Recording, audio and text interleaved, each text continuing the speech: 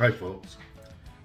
By request, Aviator267, one of my subscribers, was very curious about what makes Jan's Mustang engine aviation worthy. So here's an interview I did with Jan where he tries to explain what that means. I hope you enjoy the video.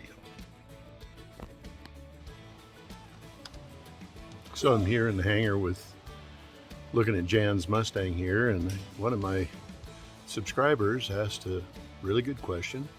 He wanted to know, actually Jan made a statement that this engine, his big block 540 Chevy platform, was built as close to aviation standards as possible. Jan's going to try to explain what that means. So hang on, we'll put Jan on here. So while Jan's thinking a minute, he's gone quite a bit further with putting the accessories back in here. The oil tank will be bolted in here. At this point, he's down to the supercharger and all of its associated stuff. So, and there's the intake trunk over there for the engine. So anyway, Jan, how you doing? Okay, Bob, so the question was asked, what makes this more of as close to an aviation engine as we could make it? Well, first off, it is a truck engine. It's 540 cubic inches. It's for the Stewart 51D model Mustang, a supercharged injected V block, 540 cubic inches. The 30 was just a little thing I put in there for a block number back in the day when they had the better superchargers on them. This has a supercharger. So what we've done to this engine to make it more of an aviation engine is started with the block and the heads, which they're all aluminum by Brodex, and it has a dry sump. This is a dry sump engine, and so the crankshaft was built special for this because it's a reverse rotation crank, so that means it's been micro polished reverse and the oil holes drilled backwards so that they feed the bearings better.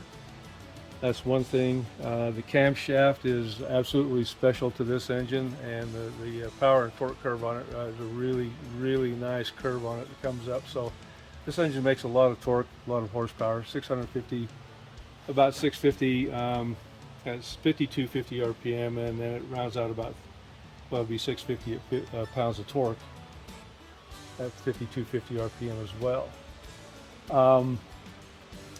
So when we were putting this together, we wanted it to live as long as possible, because making horsepower, everybody can do that, but can you make horsepower that's going to live? Anybody who's taken like a Corvette LS1 or whatever those engines are, yeah, they'll make a lot of power, but will they make it power for a long duration? Like I know they can't make rated power for very long, and this one doesn't make rated power for more than 3 minutes on a takeoff, even with that. But mostly it'll come down and live at about 70% horsepower, which is about 3600 RPM. And this engine will never turn faster than 4700 with the prop governor, and that puts the propeller at about 2350 for takeoff if you needed that. And so there were lots of concerns with this engine without a prop being able to turn this engine, start this engine. There were many people were very concerned about having a prop, but there's a flywheel in here, just so this engine sits in here backwards. The flywheel is actually up here, and the front, the traditional front of the airplane or engine is up here.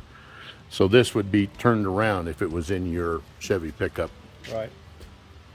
Okay, so as Bob was saying, the PSRU basically is the transmission side of the engine, and so it has two great big bowl gears in here, the straight cut teeth to turn this big propeller. Also, in the inside of the engine for lubrication, we've got piston oil squirters that squirt the bottoms of the pistons to try to drag off as much heat as we can there. The oil pump back here, it's a Barnes pump, and it has one pressure and two scavenge stages in it. And so it's going to deliver quite a bit of volume to help with all the oiling that's going on in this engine. The other thing we've done is ignition. So here is an MSD ignition distributor, and it has dual outputs to it. And if you notice down here in the heads, we've got 2 spark plugs per cylinder.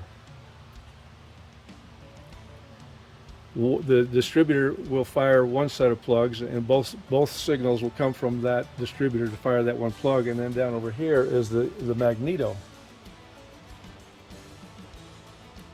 Now I don't have the wires back on yet, but the magneto will drive the other set of plugs. The good thing about the MSD, of course, is that it will compensate for engine RPM for best spark. The magnetos do what magnetos do. It's set at one thing and fires that plug at that particular setting, top before dead center setting, and that's just what that is. So it's more or less a safety backup ignition unit. The other thing that we've done is one of the guys in the group designed and manufactured this box back here. Bob will get in there to show you that, and that's the ADU, or the accessory drive unit. The accessory drive unit was done because some other guys before this was ever invented were having troubles with mounting their accessories on brackets and other kinds of pulleys, V-belts and things like that, that had proved that if one of those belts failed, it would come off and take the other belts out, which basically just killed the engine. The engine couldn't survive. And so they resulted in crash landings. With this unit here, with this box here, we're able to use standard aircraft mounting pads to standard aircraft accessories. It's a cog belt driven system. It's been proven pretty reliable for the guys that are flying, about 4 of them I think out there, so it's doing a pretty good job. In the real world of aviation, would you rather have gears? Yeah, of course you would. One of the guys, I don't know who he is or when this happened, but he designed his accessory drive unit with gears. He had it all together, and as I'm told, he started it up and stripped the gears off in about a half hour. So something wasn't done correctly there. And the idea for using the cog belts and the cog wheels inside of here is that the power pulses of the engine are kind of softened by the belt. So if you want to take anything from that, you can. There's a lot of little things we've done to this engine to help improve its life, like the rods and the pistons are all high performance race quality engines. The guy that built this, he's a drag strip engine guy, and so he told me he could get 1,000 horsepower out of it, and that's why I don't think I want 1,000 horsepower. I want good horsepower to live a long time. Once he hooked up to that, and we started building the engine, and he told me what needed to happen, and I agreed with what his approach was, and then he did things that I had never heard of, which I used to think I knew something about engines. But we've got a lot of things in here that are extremely robust. So the engine has a lot of capacity that's over and above what's going to be taxed for this engine. So as an aviation engine, you want this thing to live for, it's going to do a 2-3 hour flight at 70% power.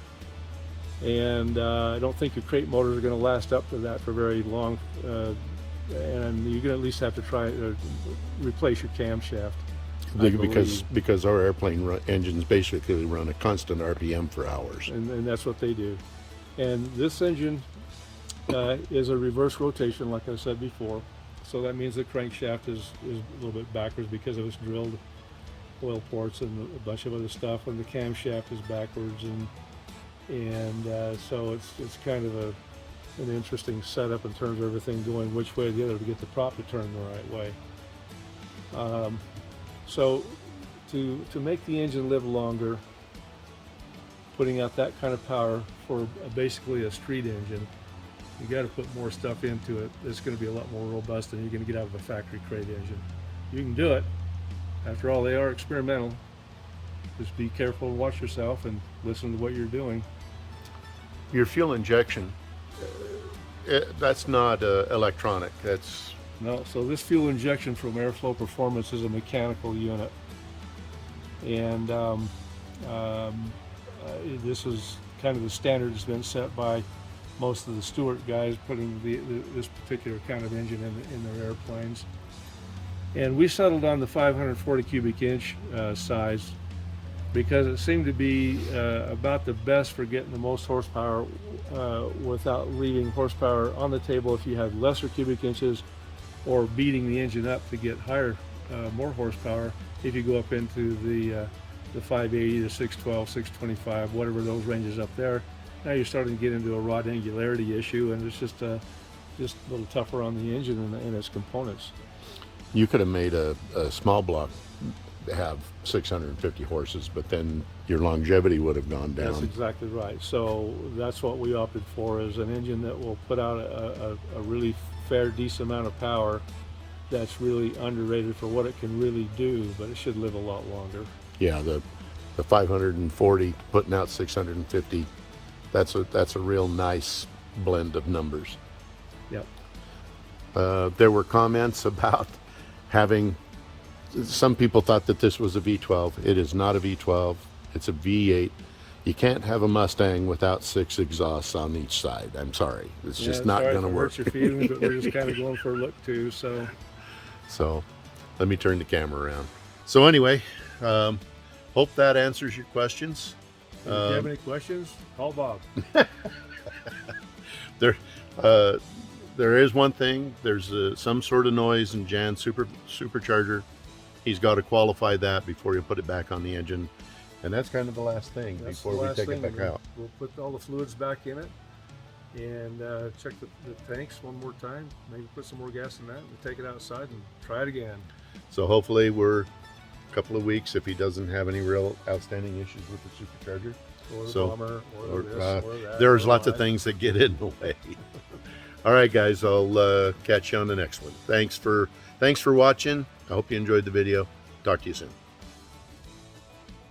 So a quick addition, Jan forgot to mention a couple of things that this engine has.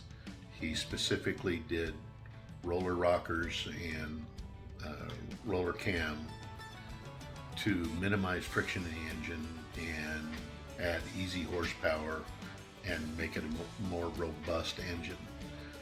To that end, this engine is built to be a 1,100 horsepower engine, so it's rock solid inside, but he derated it because he doesn't need that kind of horsepower to have this engine be reliable and have all the power that he needs. It'll only go so fast, and he wants to have this engine live a long time. So anyway, I hope you enjoyed the video. I hope that answers your questions that any of you may have. As always, I love the comments. Leave comments. I hope I can answer any questions you might have, and really looking forward for, in the next couple of weeks, if Jan gets the supercharger issue out of the way, of having another opportunity to start his engine. Thanks, and we'll see you on the next one.